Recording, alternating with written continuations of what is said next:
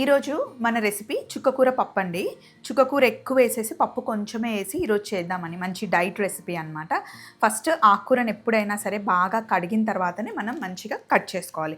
Cut చేసిన తర్వాత మనం వాష్ చేయకూడదు. ఆల్రెడీ బాగా కడిగి ఇలా వేసేసాను అనమాట క్లాత్ పైన.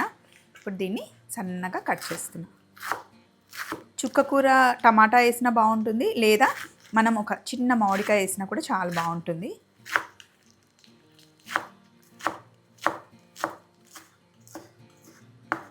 చుక్కకూరతో పాటు టమాటాను కూడా కట్ చేసుకున్నాం.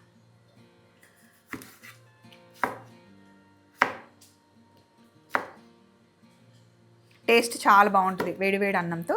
నెయ్యి వేసి తాలింపు చేద్దాం మనం. నూనె వేయకుండా నెయ్యితో తాలింపు చేస్తే ఏ పప్పు అయినా సరే బాగుంటుంది. సో ఒకసారి కట్ చేసిన తర్వాత మిగతా ప్రాసెస్కి వెళ్దాం. సో ఇప్పుడు కుక్కర్ తీసుకొని చూడండి, పప్పు అయితే కొంచెమే తీసుకున్నాను. ఇలా ఒక 2 గుప్పెల పప్పు, మొత్తం 2 కట్టల చుక్కకూర అనమాట. పప్పుని కొంచెం నీళ్ళు వేసి ఒక 2 సార్లు వాష్ చేద్దాం. ఇందులో మీరు కందిపప్పు అయినా వేసుకోవచ్చు, పెసరపప్పు వేసినా కూడా బాగుంటుంది. లేదా పెసరపప్పు, కందిపప్పు, కాస్త శనగపప్పు కూడా యాడ్ చేసుకోవచ్చు. అన్నీ ఒక్కొక్క టీ స్పూన్ అంతా వేసుకోవచ్చు. సో ఫస్ట్ ఇవి ఒక 2 సార్లు వాష్ చేద్దాం. పప్పుని 2 సార్లు వాష్ చేసిన తర్వాత పప్పు మునిగేంత వరకు నీళ్ళు వేస్తున్నాను. ఇందులో వెల్లుల్లి రెబ్బల మటుకి నేను ఎక్కువ వేస్తానండి, బాగుంటుంది. కాస్త కారం, కొద్దిగా పసుపు, 2 టమాటాలు, పచ్చిమిర్చి, కట్ చేసుకున్న చుక్కకూర. సేమ్ స్టైల్లో మీరు చుక్కకూర, పాలకూర, తోటకూర, గోంగూర అలా ఏ ఆకుకూరతో అయినా చేసుకోవచ్చు అనమాట. సో ఇప్పుడు ఇవన్నీ వేసేసాం కదా, ఇందులో కొంచెం ఒక 2-3 చుక్కల నూనె అంతే వేసి మూత పెట్టేసి 3 విజిల్లు రానిద్దాం.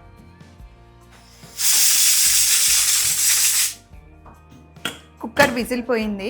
పప్పుని మటుకి మెత్తగా ఉడికిచ్చేసాను యాక్చువల్గా నేను. ఇది మంచిగా మెత్తగా ఉడికిపోయింది చూడండి.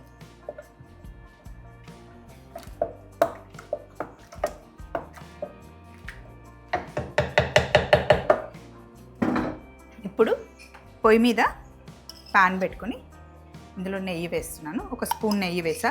మీకు కావాలి అంటే నూనెతో అయినా తాలింపు చేసుకోండి, బట్ ఈరోజు మనం నెయ్యితో తాలింపు చేస్తున్నాం అనమాట.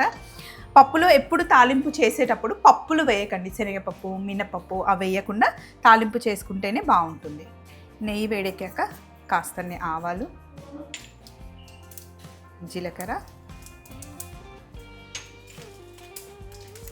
ఎండుమిరపకాయలు,